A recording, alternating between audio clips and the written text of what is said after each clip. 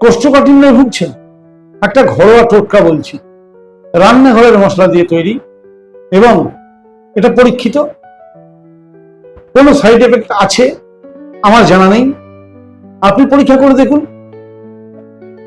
যদি এতে উপকার না হয় তারপরে আপনার তো যে চিকিৎসা করছেন চিকিৎসা রইল, কিন্তু সহজ পদ্ধতি শুনে নিন।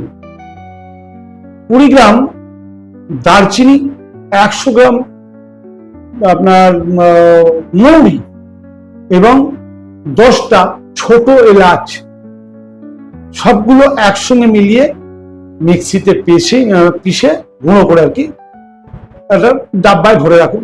তার থেকে প্রতিদিন রাতে আধা চামচ গরম জলে ভালো করে গুলে আপনি মানে একটা রেখাও খেতে পারেন, আধা চামচ মুখে দিয়ে দিলেন, গরম জল খেয়ে নিলেন বা গরম জলে গুলেও খেতে পারেন। রাতে একবার করে প্রতিদিন খেয়ে শুনুন, দেখুন সকালে আপনার পায়খানা পরিষ্কার হয় কিনা। কোষ্ঠকাঠিন্য থেকে আপনি মুক্তি পাবেন।